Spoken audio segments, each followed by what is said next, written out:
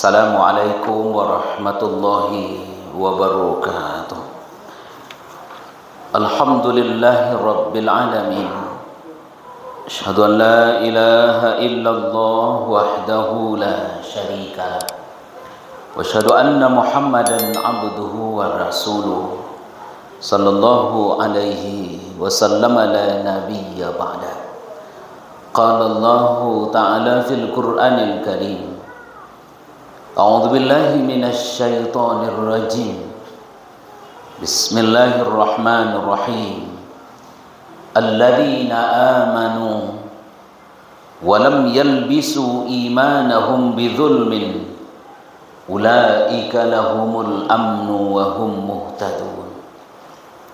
Orang-orang yang beriman dan tidak mempercampurkan imannya dengan kezaliman, mereka itulah yang akan mendapatkan keamanan yang sebenarnya, dan mereka itulah yang akan mendapat petunjuk.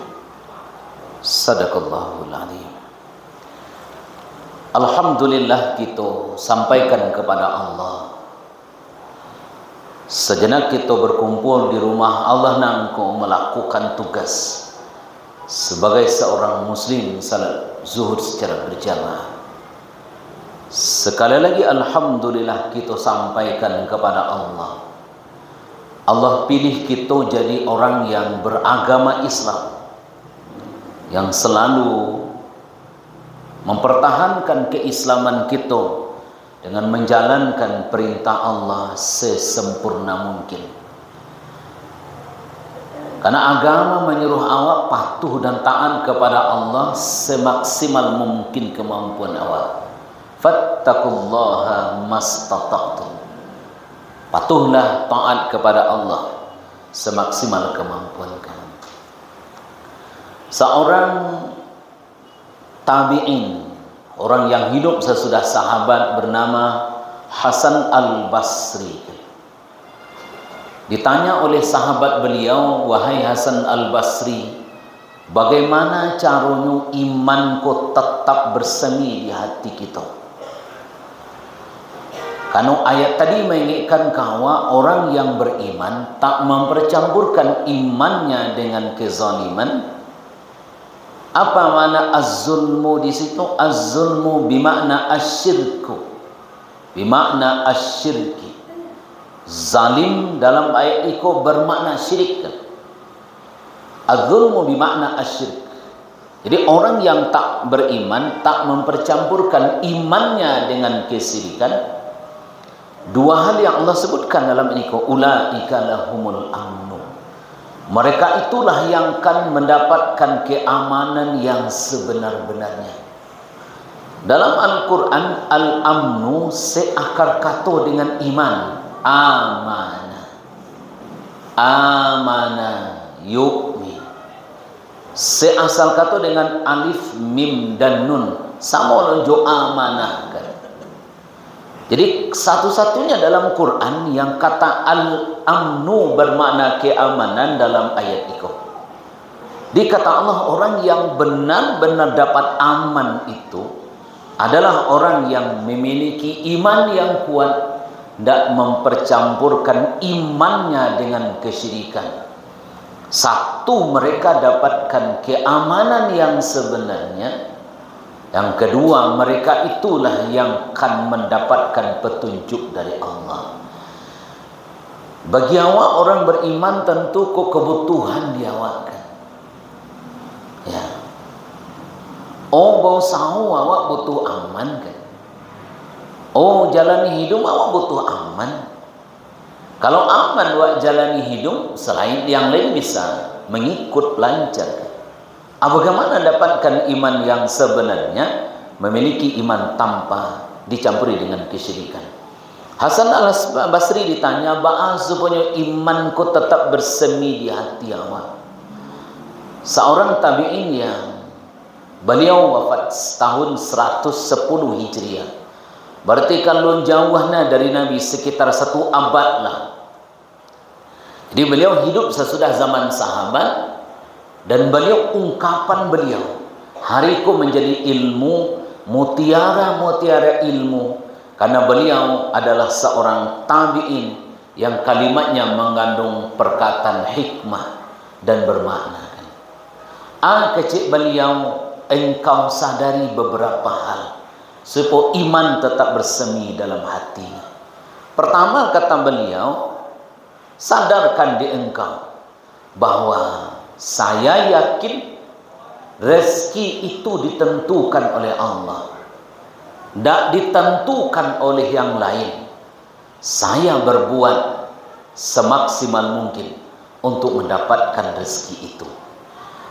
Jadi orang yang beriman itu rasaki tidak nyogantungkan ke alam, tapi nyogantungkan ke Allah. Innallaha huwar razzaq. Allah maha pemberi rezeki. Allahu yabsutur rizqa liman yasha wa yaqdir. Allah yang lapangkan rezeki atau menyampikan rezeki kasia saja yang menurut Allah pantasnya lekatkan dan berikan. Maka dari itu yakin dia bahwa rezeki itu bukan manusia yang tentukan, apalagi alam yang tentukan, tapi rezeki itu Allah yang maha pemberi. Tugas kita hanya menjemput rezeki yang sudah ada. Fa idza qudiyatis shalah fantashiru fil ardi wabtaghu min fadlillah. Selesai engkau beribadah salat Jumat, selesai engkau beribadah, engkau jalankan ketaatan kepada Allah, bertebaran kalian di permukaan bumi, cari di engkau karunia dan rezeki yang sudah Allah tentukan. Maka dari itu, satu prinsip di awak bapak dan ibu-ibu, rezeki dia Allah ada 3 kemungkinan datang. Pertama, rezeki itu di awak makhluk ibu-ibu. Wa ma min dabatin fil ardi illa 'alallahi rizquha. Maka kanwa sebagai makhluk cari dia awak, karena kita makhluk. Hari kini nangko orang-orang kafir yang tak ada lakukan salat, tak ada baca warzuqni, tapi piti nyoba aku banyak juga. Tandonyo nyoba usaha seperti yang diinginkan oleh Hasan Al-Basri. Satu bapak dan ibu-ibu, mudah-mudahan jangan berhenti berusaha, berbuat, dan kita tahu bapak dan ibu-ibu semaksimal mungkin ananado di awak, potensi awak curahkan untuk menjemput karunia dan rezeki Allah. Yang kedua, kecil beliau bapak dan ibu-ibu, supaya iman bersemi dia. Karena orang yang benar-benar akan mendapatkan keamanan yang sebenarnya, apalagi suasana kini, apakah suasana ekonomi tidak sedang stabil. Kadang-kadang suasana kehidupan pun tidak rasa aman-aman amat. Atau mungkin di saat-saat tertentu kita merasa kehidupan kita seperti tidak seperti yang kita bayangkan pada masa dulu. Tapi bagi Allah sebutkan aman orang-orang yang memiliki iman yang tak bercampur dengan kezaliman. Yang kedua, kata Hasan Al-Basri, yakini di engkau bahwa amal yang dikerjakan tidak mungkin pindah ke orang lain, dan tidak mungkin amalan orang pindah ke awak. Maka beramallah engkau sebanyak-banyaknya. Kau poin kedua bapak dan ibu-ibu, beramal sebanyak-banyaknya, karena agama suruh awak proses, tidak hasil akhir. Jangan mencurigai Allah, laikah dia terima Allah ibadah atau tidak. Tak usah kita curigai. Selama kita lakukan amal terpenuhi rukun dan syarat, jalankan sesuai dengan yang dicontohkan di Nabi awak, yakin awak diterima Allah. Qul innama ana basyarum mithlukum yuha ilayya annama ilahukum ilahu wahid faman kana yarju liqa'a rabbi falyamal amalan salihan wala yusyrik bi ibadati rabbih ahada. Jadi kalau beramal dua tu bolehnya.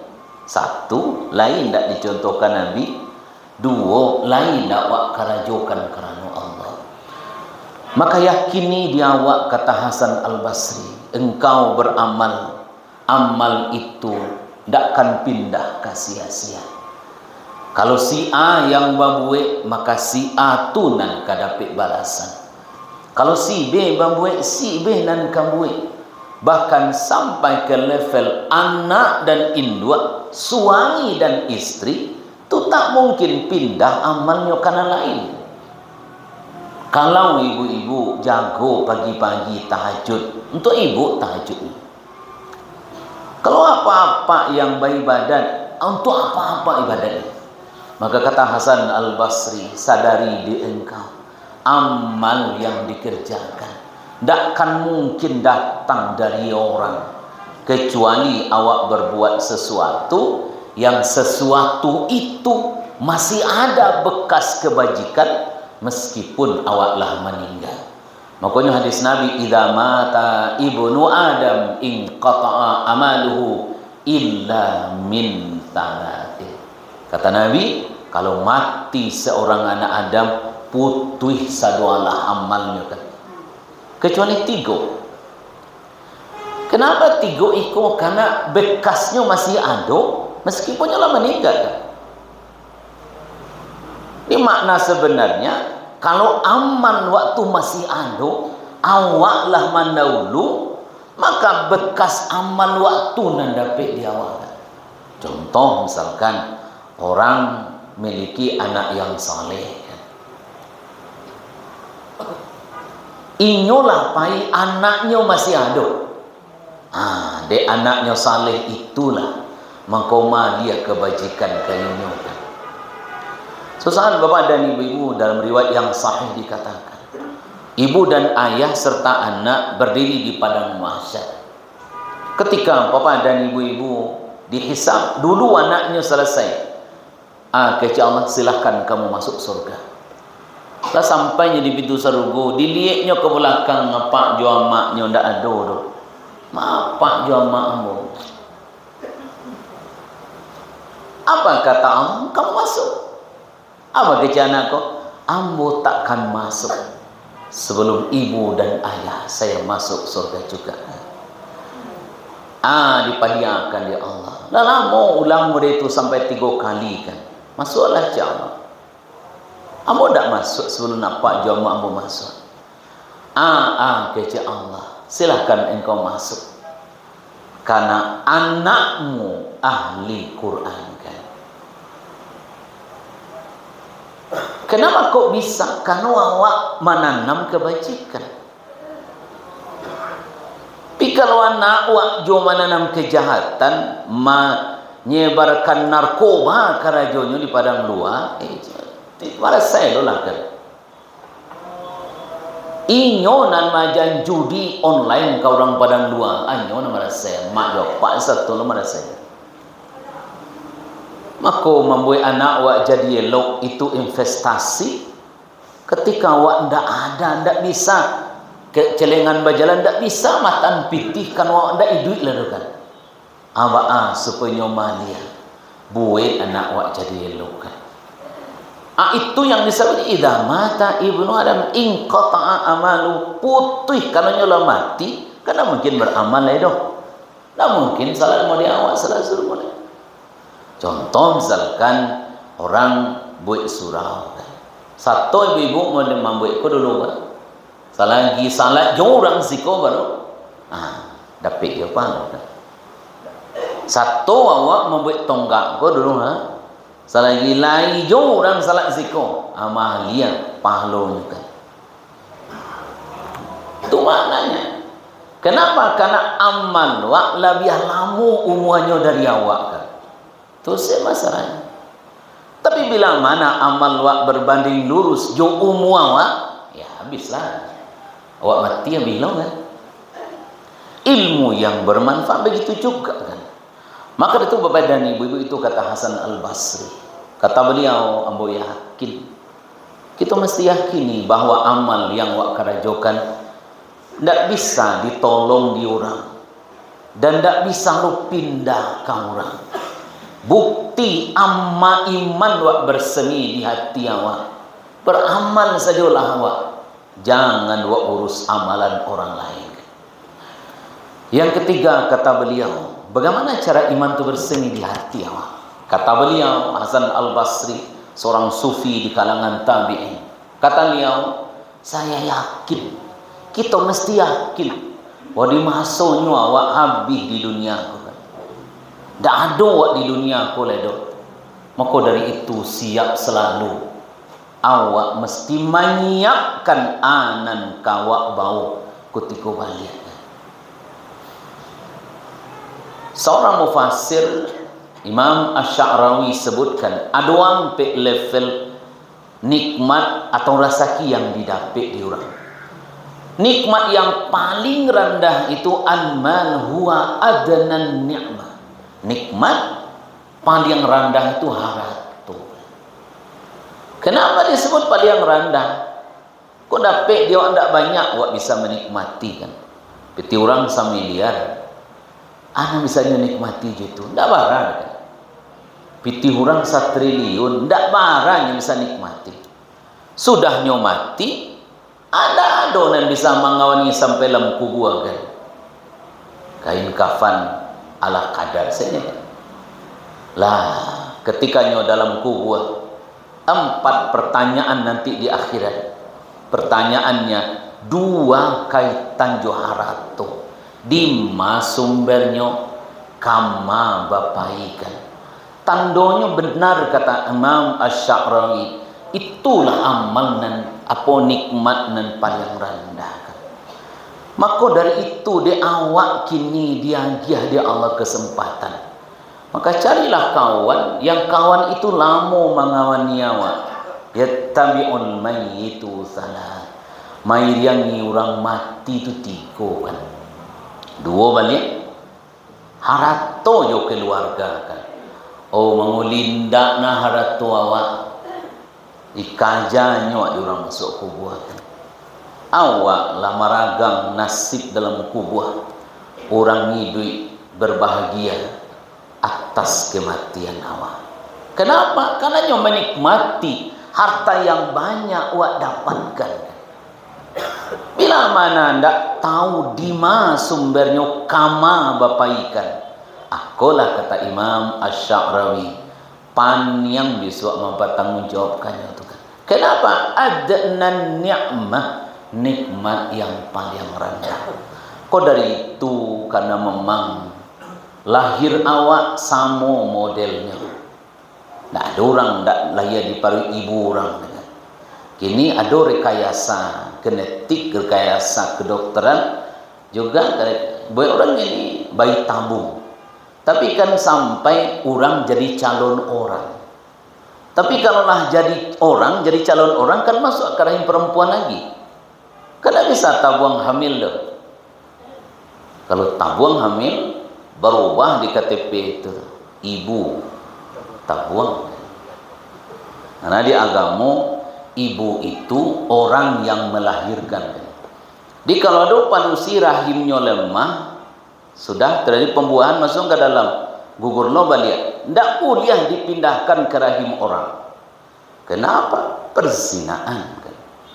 Kalau rahimnya lemah, yo nasibnya tidak punya anak kan. Nasibnya tidak punya anak, cari amal dia cara lain kan.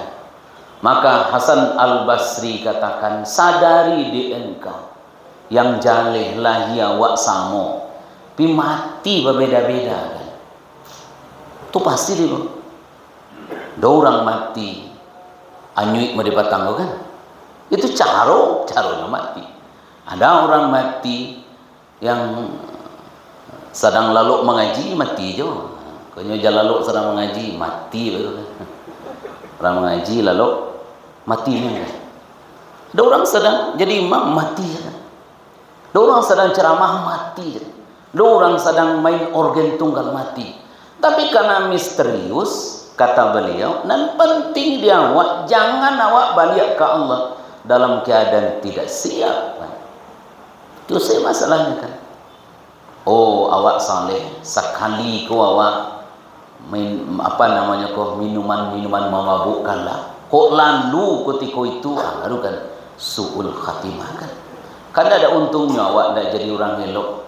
Kata Hasan Al-Basri memaknai ayat itu, kalau itu awak pakai ulaika lahumul amnu, itulah orang yang dapat keamanan sabana-bananya.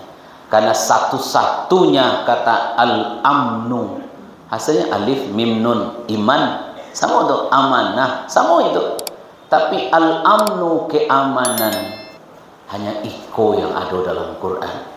Karena rumusan ko Allah yang sebutkan, amalkan jawa itu. Mudah-mudahan aman hidup dunia akhirat.